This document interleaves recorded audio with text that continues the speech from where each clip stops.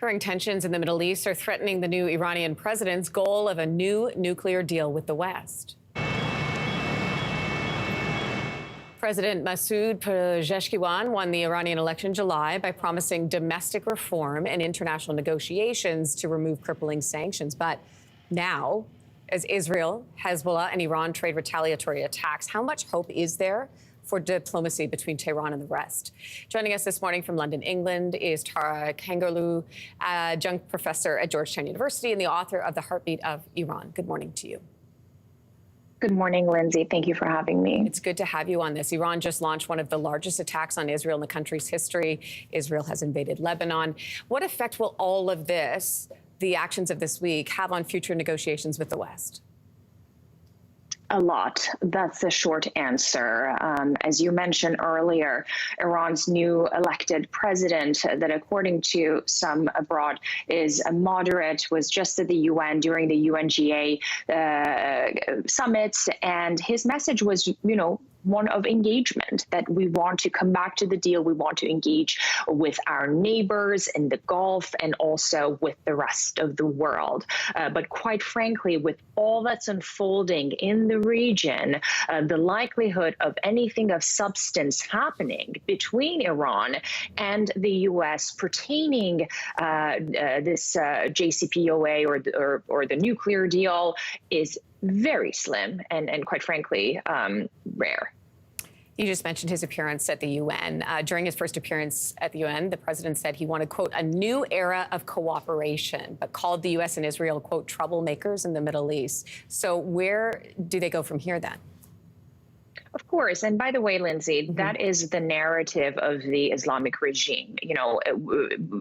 Historically, for the last 40 plus odd years, the narrative of the Islamic regime has been that, U.S. Israel are the bad actors, right? They're the spoilers. So that's no new message there. But what is interesting to me is how Iran is also trying to engage with its neighboring countries, in particular Gulf countries, Saudi Arabia, Qatar. Iranian president was just in Qatar, along with the foreign minister, who, by the way, is about to land in Lebanon. And so the relationship that we're seeing between Iran and Saudi Arabia, that has been frosty for the last couple of years, is now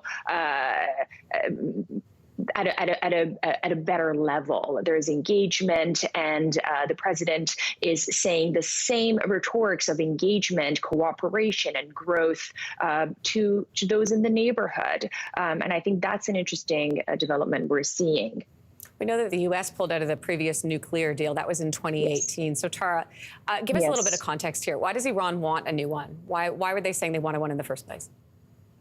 Well, as you mentioned, Lindsey, in 2018, then U.S. President Donald Trump unilaterally pulled out of this deal. He broke the deal, right? So in the eyes of the Iranian regime, the U.S. can no longer be trusted. And then you have to think about it this way. This is, by the way, a deal that is not just between the United States and Iran. There are other countries involved as well: UK, France, Germany, China, and Russia. And to say the least, not all these countries are in agreement with one another. And to get something back on the table requires all these parties coming together, which again, given all that's going on with China and Russia, is very unlikely. Now, the nuclear deal promises the lifting of sanctions for Iran, a country that's economy has been crippled.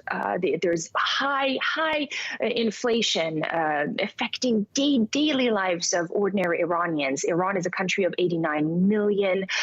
It's one of the most diversified economies. However, its people are suffering, right? So for the longest time, in 2015, when the nuclear negotiations were taking place, I was in Iran, and there was some hope amongst ordinary people for this possible promise of lifting of the sanctions.